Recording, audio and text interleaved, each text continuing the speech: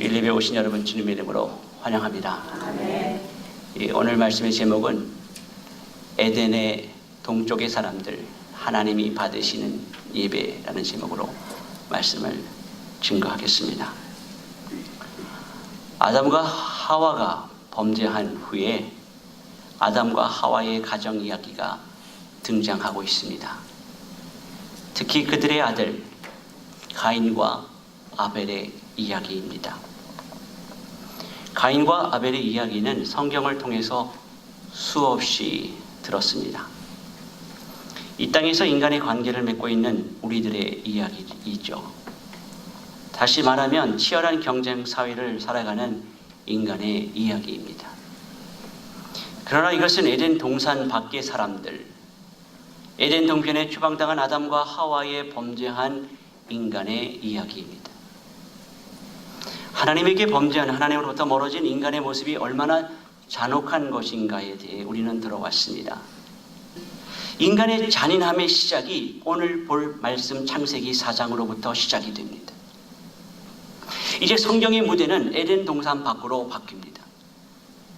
이곳에서 큰 사건이 벌어집니다. 에덴 동산 밖에서 일어난 첫 번째 사건입니다. 형제 살인 사건입니다.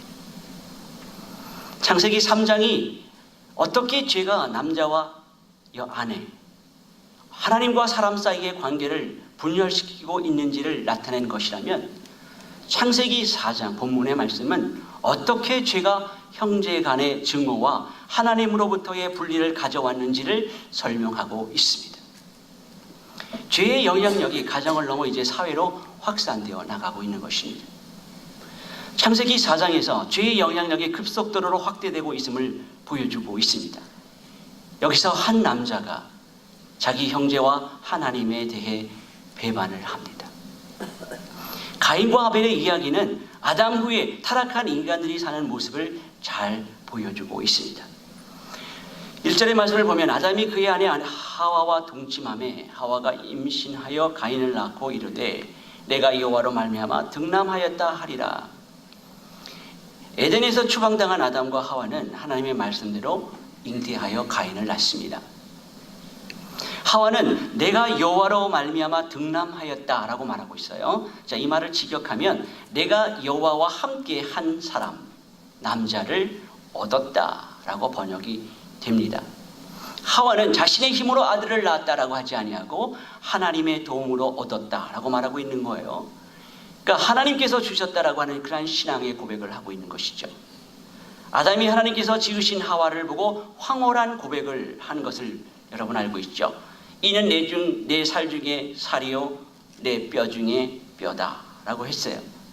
아담이 아내 이름을 생명이라고 지을 때 이미 믿음으로 하와가 가인을 출산하고 여호와로부터 아들을 얻었다라고 고백하고 있습니다. 하와는 하나님이 만드신 남자를 통해서 가인이 그의 첫 후손이 됨으로 인해서 하나님의 작품으로 간주하고 가인에게 어떠한 희망을 품었던 것 같습니다. 하와는 둘째 아들 아벨도 낳았습니다. 그 아벨의 이름에 대한 설명은 나오지 않습니다. 아벨에 대한 정보는 2절에서 이렇게 간단하게 설명되고 있습니다. 2절에 그가 또 아벨을 낳았는데 아벨은 양치는 자였고 가인은 농사하는 자였더라 이렇게 말씀하고 있어요. 여기서 지금 아들들의 직업의 대조가 나오고 있어요. 단지 아벨은 양치는 자였고 가인은 농사를 하는 자였다라는 설명이 나오고 있습니다. 자, 이것이 이후 사건의 중요한 배경이 됩니다. 말씀의 흐름에서 주요 인물로 아벨도 있고 여호와도 등장하지만 기본적으로 이 이야기는 가인에 관한 것입니다. 타락한 인간임에도 불구하고 하나님은 포기하지 않으시고 제사를 통해서 인간을 만나시고 교제하기를 원하시는 하나님의 마음을 우리는 배우게 되죠. 인간의 범죄함 속에서도 하나님의 얼굴을 볼 수 있도록 긍휼을 베푸시는 하나님의 마음입니다. 이것이 예배예요. 가인과 아벨은 각기 다른 배경에서 예배를 드린 두 부류의 사람을 대표하는 모습을 보여주고 있습니다. 3절 이하에서 5절 상반절의 말씀을 보면 세월이 지난 후에 가인은 땅의 소산으로 제물을 삼아 여호와께 드렸고 아벨은 자기도 양의 첫 새끼와 그 기름으로 드렸더니 여호와께서 아벨과 그의 제물은 받으셨으나 가인과 그의 제물은 받지 아니하신지라. 왜 하나님께서는 가인의 제물은 받지 아니하시고 아벨의 제물을 받으셨을까요? 우리는 이 부분에서 여러 가지 설교를 들어왔을 것입니다. 학계에서는 두 가지 설이 있는데, 하나는 제물에 문제가 있다는 거예요. 전통적인 견해이죠.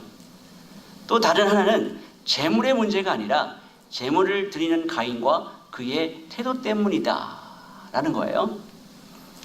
저는 전통적인 견해를 따르지만 또한 두 번째, 예배자의 태도의 문제는 당연히 따라올 수밖에 없다라고 하는 것은 그러한 생각을 가지고 있습니다. 하나님이 받으시기를 원하시는 예배가 무엇인가를 생각해 볼 때 이 두 가지는 불가분의 관계라고 생각이 되기 때문이죠. 우선 3절을 보기 전에 창세기 3장 24절의 말씀을 보면은요, 이같이 하나님이 그 사람을 쫓아내시고 에덴 동산 동쪽에 그룹들과 두루도는 불칼을 두어 생명나무의 길을 지키게 하시니라, 이렇게 말씀하고 있습니다. 아담과 하와가 하나님께 범죄함으로 인해서 하나님은 에덴 동산 동쪽으로 그들을 쫓아내셨어요. 그리고 하나님은 생명나무의 길에 계시고 범죄함으로 아담은 하나님의 거룩에 들어가지 못하였습니다. 그러나 오늘 하나님은 하나님을 만날 수 있는 길을 열어 놓으셨다라고 말씀하고 있습니다. 이것이 하나님이 받으시는 제사입니다. 하나님께서 에덴 동산 밖으로 아담을 쫓아내신 후에 그 동편의 불의 칼로 상징되는 그룹들에 의해 보호되는 그 예배의 처소가 있었던 것으로 우리는 추정할 수가 있습니다. 그곳에서 아담이 하나님을 만날 수 있는 길을 열어 놓으신 것이죠. 그것이 오늘 예배의 이야기입니다. 세월이 지난 후에 가인과 아벨은 여호와께 제물을 드립니다. 그 제사의 결과가 언급이 되고 있죠. 여호와께서 아벨과 그의 제물을 받으셨으나 가인과 그의 제물은 받지 아니하신지라. 그러니까 여기서 주목해야 할 것은 여호와께서는 단지 제물만 받으시는 분이 아니라는 사실이에요. 제물을 드리는 사람과 그 제물을 동시에 받으시는 분이라는 거예요. 먼저 가인의 제사에 대해서 3절은 아주 간단하게 기술하고 있어요. 세월이 지난 후에 가인은 땅의 소산으로 제물을 삼아 여호와께 드렸고 그래요. 가인의 제사는 그의 농사를 지은 자답게 땅의 소산으로 제물을 여호와께 드렸다고 합니다. 자, 그러자 첫 소산이라든가 그 어떤 설명이 쓰여지지 않는 것을 보면 창세기 저자의 의도가 들어가 있는 것을 우리가 느낄 수가 있습니다. 우리는 가인이 후에 보여준 태도로 그의 마음을 엿볼 수 있습니다. 제물을 드리는 행위와 행위자의 마음이 별개가 아님을 히브리서 11장 4절에서 말씀합니다. 아벨이 하나님이 기뻐하시는 제사를 드릴 수 있었던 근거가 무엇입니까? 히브리서 11장 4절의 말씀을 보면은 믿음으로 아벨은 가인보다 더 나은 제사를 하나님께 드림으로 의로운 자라 하시는 증거를 얻었으니 하나님이 그 예물에 대하여 증언하시니라. 그가 죽었으나 그 믿음으로서 지금도 말하느니라. 이렇게 말씀하고 있습니다. 아벨이 가인보다 무엇을 대단하게 잘한 것이 없어 보입니다. 가인보다 훌륭해서가 아니라 믿음으로 가인보다 더 나은 제사를 드렸기 때문에 의로운 자라는 증거를 받았다는 거예요. 단지 다른 것은 가인은 곡식으로 제사를 드리고 아벨은 양을 죽여 제사를 드린 것입니다. 하나님께 아벨이 바친 제물이 무엇이었습니까? 창세기 4장 4절에 보니까 아벨은 자기도 양의 첫 새끼와 그 기름으로 드렸더니 그래요. 양의 첫 새끼를 드린 거예요. 여기서 기름이라고 하는 단어가 따로 언급하고 있는 것은 어린 양이 죽임을 당하였다라고 하는 것을 보여주고 있는 것이죠. 그러니까 어린 양을 죽임으로 그것을 하나님께 드렸다는 거예요. 우리가 아벨의 제물을 통해서 익숙한 출애굽기와 레위기의 제물의 규정이 떠오릅니다. 자, 이렇듯 아벨은 하나님이 원하시는 제물이 무엇이고 자신의 존재가 어떠한 존재인가에 대해서 이해가 있었던 것으로 여겨지는 것이죠. 히브리서 기자는 왜 아벨의 제사가 믿음으로 드려졌다고 단언하는 것입니까? 믿음은 들음에서 나는 것이다 라고 하는 것을 우리는 잘 알고 있습니다. 아벨이 이렇게 제물을 드릴 수 있었던 것은 그가 양을 치는 자였기 때문에 그렇습니까? 아벨은요, 아버지 아담으로부터 하나님께 드려지는 예배에 대해서 들어왔습니다. 자, 이 부분을 여러 주석을 통해서 이 부분을 정리해 보았습니다. 창세기를 통해서 아벨은요, 5가지 사항을 인정하는 것을 알 수가 있습니다. 첫 번째, 하나님께서 아덴 동산에서 타락한 사람을 쫓아내신 일이 의로웠음을 인정하는 것이죠. 두 번째는 그는 자기가 범죄한 죄인이기에 마땅히 죽어야 할 자임을 인정합니다. 세 번째는 하나님은 거룩하며 죄를 심판하셔야 함을 인정하고 있고요. 네 번째로 하나님은 은혜를 베푸셔서 자기 대신 무죄한 대속자의 죽음을 기꺼이 받아들였음을 인정합니다. 그는 히브리서 기자 말대로 자신이 죄인임을 인정하고 피로 인한 사함을 얻어 의롭다 여김을 받은 것입니다. 그러므로 믿음으로 아벨은 자기 양떼의 첫 새끼들의 피를 자기 죄와 진노하시는 하나님의 공의 사이에 놓은 것입니다. 아벨의 제물은 다시 말해서 히브리서 9장 22절의 말씀 보니까 피 흘림이 없은즉 사함이 없느니라 라는 말씀에 근거하고 있습니다. 아담의 에덴에서의 범죄는 그들의 수치를 가리는 것으로 끝나지 않았어요. 반드시 사망으로 끝맺음을 합니다. 죄의 싹은 사망이기 때문이죠. 아담과 하와는 하나님의 명령을 깨뜨렸고요. 하나님의 공의는 그들에게 율법의 형벌을 요구하였습니다. 그들이 죽거나 그들을 대신할 다른 것이 죽어야만 한 것이죠. 창세기 3장 21절의 말씀을 보니까 여호와 하나님이 아담과 그의 아내를 위하여 가죽옷을 지어 입혀주심으로 오직 죄는 희생 제물이 대가를 치루어야 깨끗함을 얻는다는 사실을 상징적으로 나타내고 있죠. 제물을 드린 가인의 그 마음이 5절에서 드러납니다. 5절에 보니까 가인과 그의 제물이 하나님께 받아들여지지 않자 가인이 몹시 화를 냅니다. 자신이 아닌 아벨의 제사를 받아들인 하나님에 대한 분노이고요, 동생에 대한 질투입니다. 성경은 그의 형제에 대한 말을 기록하고 있지 않지만 가인은 이 일로 자신의 불편한 심기를 드러내고 있습니다. 그러나 하나님은 부모가 자녀를 따라가듯이 가인을 찾아가서 6절, 7절에서 하신 말씀입니다.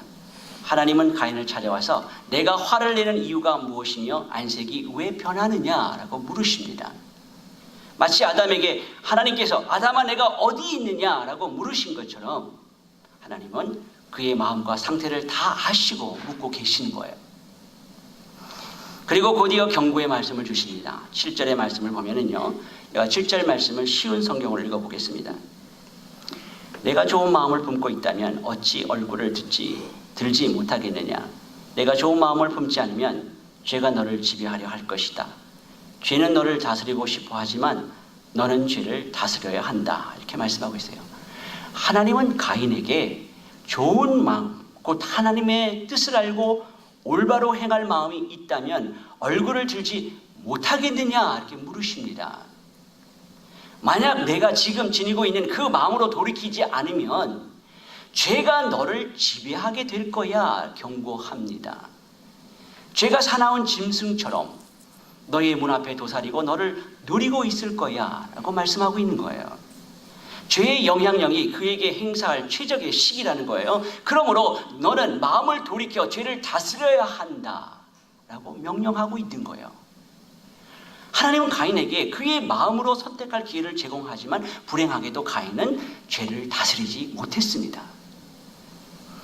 일시 하나님의 말씀에 재고도 없이 아벨을 들로 불러내서 아우를 죽이는 그 비극이 일어나는 거예요. 이 모든 일을 볼 때 가인은 자신의 아우 아벨에 대한 질투를 다스릴 수 없는 그러한 상황까지 되어버린 것이죠. 그의 마음에는 하나님에 대한 경외함이나 하나님에 대한 신뢰함이 없습니다. 아우에 대한 분노는 하나님에 대한 불신과 분노의 마음으로 표출된 것입니다. 마치 누가복음 15장에 나오는 탕자의 비유에 그 둘째 아들을 미워하는 첫째 아들 같은 모습이죠. 아버지가 부여한 모든 축복을 보지 못하고 자신이 갖지 못한 것에 대한 미움만 마음에 자리 잡고 있는 거예요.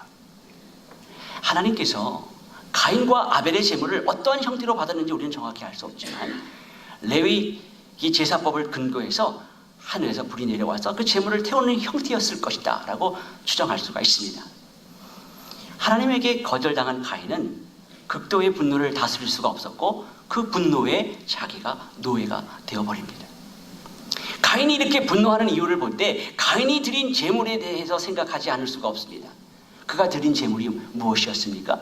자신의 소산 중에 일부를 하나님의 원하시는 뜻에 의해서 드린 것이 아니라 자신의 노력과 애씀으로 드렸음을 알 수가 있습니다. 내가 어떻게 살았는데, 내가 어떤 노력으로 내가 얻은 것인데 나의 제물을 하나님께서 드리는데 왜 하나님께서 나의 제물을 받아주지 않는가에 대한 분노를 생각할 수가 있습니다. 그런 사실을 아는 하나님은 분명하게 가인에게 마음을 다스릴 것을 경고했고 죄악에 대한 성질도 설명했지만 가인은 들을 마음조차도 없었습니다. 자, 이 범죄는 우발적인 사건이 아니에요. 살인이 아니에요. 아주 고의적이고 계획된 살인이었습니다. 자신의 형제를 죽이는 비극이 일어난 것입니다. 사람이 없는 들판이라는 장소에서 완전한 범죄를 이룬 것이죠. 그렇게 아벨은 죽임을 당합니다. 성경에서는 아벨은 이렇게 사라집니다. 아벨은 성경에 나오는 최초의 희생자이죠. 이 아벨이라고 하는 이름은요, 히브리어 헤벨이라고 하는 단어에서 나온 단어예요. 이 헤벨이라고 하는 단어의 뜻은 헛되다, nothingness라는 그런 단어의 의미입니다. 전도서의 주제적인 단어로 사용된 어휘이기도 하죠. 아벨에게 주어진 호흡은 매우 짧았고요, 성경에 한마디의 저항도 없이 사라져감을 볼 수가 있습니다. 그의 형에게 방어를 했다거나 저항을 했다거나 말하지 않고 침묵하고 있습니다. 하나님이 받으시는 제사를 드리고 그는 사라집니다. 그러나 사라진 아벨의 억울함을 목격한 증인이 있습니다. 9절입니다. 내 아우 아벨이 어디 있느냐라고 하나님께서 묻고 계시죠. 가인은 내가 알지 못한다 라고 내 아우를 지키는 자입니까? 라고 되묻고 있습니다. 하나님이 아벨이 어디 있느냐 묻고 계시는 이유는 몰라서도 아니고요, 가인의 양심에 하나님은 지금 호소해서 자백이나 회개를 유도하고 계시는 거예요. 자, 그러나 그는 하나님을 속이기 위해 거짓말까지 아무렇지 않게 하고 있습니다. 거짓의 압이 사탄을 그대로 닮은 타락한 본성을 여실하게 드러내고 있지요. 이제 가인의 행함에 대한 하나님의 심판입니다. 10절과 11절의 말씀을 보면은요, 이르시되 내가 무엇을 하였느냐, 내 아우의 핏소리가 땅에서부터 내게 호소하느니라. 땅이 그 입을 벌려 내 손에서부터 내 아우의 피를 받았은즉 내가 땅에서 저주를 받으리니, 이렇게 말씀하고 있습니다. 히브리서 11장 4절에 아벨은 죽었지만 믿음으로써 말하였다 증언하고 있어요. 아벨은 죽어서 하나님께 호소를 합니다. 창세기 저자는 가인의 아우 아벨이라고 하는 단어를 7번 사용함으로써 형제간에 일어난 이 살인 사건이 얼마나 심각한 범죄인가를 우리에게 고발하고 있어요. 하나님께서 이제 가인에게 내려진 심판입니다. 밭을 갈아도 땅이 효력을 나타내지 않고 하나님의 얼굴을 볼 수 없게 됩니다. 어느 한 곳에서 정착하지 못하고 또 돌아다니는 것과 누구든지 그를 보면 죽이려 들 것이다 라고 선언을 하고 계십니다. 하나님의 징계에 대한 가인의 반응이 무엇입니까? 13절과 14절의 말씀이 나오죠. 하나님의 심판 선고에 대해서 가인은 자신의 죄벌이 중하여 견딜 수 없다라고 말합니다. 자신의 죄를 회개하거나 자책하기보다는 형벌의 중함만을 불평하고 있는 거예요. 하나님의 징계가 너무 심하다는 것이죠. 그리고 자기가 의지하는 생존의 영역인 지면에서 하나님이 자신을 추방하셨다고 하소연하고 있는 거예요. 여기서 쫓아내다라고 번역이 된 단어는 이혼하다라는 뜻입니다. 하나님의 언약으로부터 떨어진 것을 의미하는 것으로 볼 수가 있죠. 이 단어는 아담과 하와가 에덴 동산에서 추방당할 때도 사용되었던 동일한 단어입니다. 가인은 아담이 에덴 동산에서 추방당에 들어갔던 그 땅에서마저 추방을 당했던 것이죠. 가인은 내가 주의 낯을 배웁지 못하리라 라고 하면서 땅에서뿐만이 아니라 여호와의 얼굴에서도 숨겨질 것이라고 말합니다. 하나님과 영원히 단절되는 것, 이것이 가장 큰 형벌입니다. 그러나 그것을 인식하지 못한 가인은 뻔뻔하게 자기에게 내려진 벌을 내리시는 하나님께 자기를 만나는 사람들이 자신을 죽일지도 모르니 어떠한 해결책을 내놓으십시오 라고까지 요구를 하고 있습니다. 자, 이런 가인에게 하나님께서 어떻게 하십니까? 하나님께서 생명의 보호를 위해서 가인에게 표를 주십니다. 그러나 하나님이 가인을 용서한 것이 아니에요. 왜냐하면 가인에게서 진정한 회개나 통회하는 심정이 없었기 때문입니다. 16절을 보면 가인이 여호와 앞에 떠나서 에덴 동쪽 노 땅에 거주하였다라고 마무리하며 그의 자손의 계보가 나오고 있습니다. 노 땅은 방랑을 의미하는 단어예요. 여자의 후손과 뱀의 후손 사이에 벌어진 그 전투에 가인은 적진에 있습니다. 그는 이 세상에서 바다의 파도처럼 유리하여 방랑을 하는 삶을 사는 것으로 하나님의 거룩한 임재가 있는 곳으로부터 멀리 에덴 동쪽으로 추방당한 것입니다. 사랑하는 성도 여러분, 이 땅에 사는 사람들은 에덴의 동쪽의 사람들입니다. 그러나 그 안에 하나님께서 선택하신 하나님의 백성들이 있습니다. 가인과 아벨은 두 대표자로서 우리 앞에 서 있습니다. 가인은 정확하게 예수님을 죽인 세상의 무리들을 대표하고 있는 인물입니다. 믿음으로 하나님께 제사를 드리는 사람은 설사 하나님께서 그 제사를 안 받으신다 할지라도 우리에게는 할 말이 없는 사람이죠. 왜냐하면 제사는 나의 것으로 드리는 것이 아니라 하나님께 받은 은혜, 그 은혜에 감사해서 하나님의 것을 하나님께로 돌리는 것이기 때문인 것입니다. 그런데 가인은 하나님께서 자신의 재산을 연락하지 않으시자 심히 분노하며 안색까지 변합니다. 가인은 자기 입술로 하나님을 위하면서도 그 마음은 하나님으로부터 먼 자들이었습니다. 이들은 예배의 자리에 앉아 있으나 하나님의 요구에 불순종하고 자기들을 기쁘게 하는 삶을 사는 자들입니다. 반면에 가인의 미움을 샀던 아벨은 적은 무리를 대표하고 있습니다. 그들은 자신들의 죄인됨을 인식하고 하나님의 뜻에 복종하며 하나님의 말씀에 순종하는 하나님의 백성들입니다. 하나님의 백성은 그렇게 세상의 것을 가지고 하나님을 기쁘게 하려고 하는 자들이지만 세상의 것들로 자신의 가치와 자신의 위대함을 증명하려고 하는 자들에 의해서 죽임을 당하는 모습으로 이 땅을 살게 되어 있다는 거예요. 그래서 여인의 후손을 대표하는 자의 이름이 아벨, 아무것도 아닌 자인 거예요. 그가 세상에서 죽임을 당하는 것입니다. 그것이 바로 그리스도의 삶이에요. 저가 죽었으나 그 믿음으로써 지금도 말하느니라. 아벨은 창세기 4장의 말씀과 히브리서 11장에 기록된 대로 믿음의 순종으로 가인보다 더 나은 제사를 하나님께 드렸다라고 지금도 말하고 있는 거예요. 아담 이후 타락한 인간은 무죄하고 우리의 죄를 대속할 죽음을 통해서만 하나님께 나갈 수가 있는 것입니다. 하나님의 일방적인 선택을 받아서 예수 그리스도의 십자가의 대속을 믿음으로 받아들인 자들은 하나님께 의로운 자다라고 일컬음을 받게 되어 있다는 거예요. 아벨은 죽었지만 지금도 말합니다. 가인의 손에 죽임을 당했음을 고발하고 있는 거예요. 성도 여러분, 우리는 바로 예수 그리스도의 죽음과 부활하심으로 이렇게 생명나무의 실과를 먹게 된 사람임을 기억하시기 바랍니다. 따라서 우리도 아벨과 같이 의리신 예수 그리스도의 삶을 이 땅에서 살아내야 되는 사람들입니다. 이것은 그 어떤 행위에 초점이 있는 것이 아니라 믿음을 선택하는 삶을 사는 일이에요. 성도는 늘 가인이라고 하는 세상의 공력에 노출되어 있는 사람들입니다. 오늘을 사는 하나님의 백성들은 21세기 가인들에게 맞아 죽는 모습으로 살아가는 것입니다. 세상은 여러분들이 예수 그리스도를 믿는 믿음에서 멀어지게 하기 위해서 눈을 부릅뜨고 우리의 연약함을 보고 있어요. 그 틈을 노리고 있습니다. 아벨과 같은 믿음의 사람이라면 우리는 맞서 싸우지 말고 반대의 정신으로 살아가면 되는 거예요. 그것이 이 땅에서의 우리의 옛사람이 죽고 나타나게 될 영광스러운 부활의 새로운 사람의 모습임을 기억하시기 바랍니다.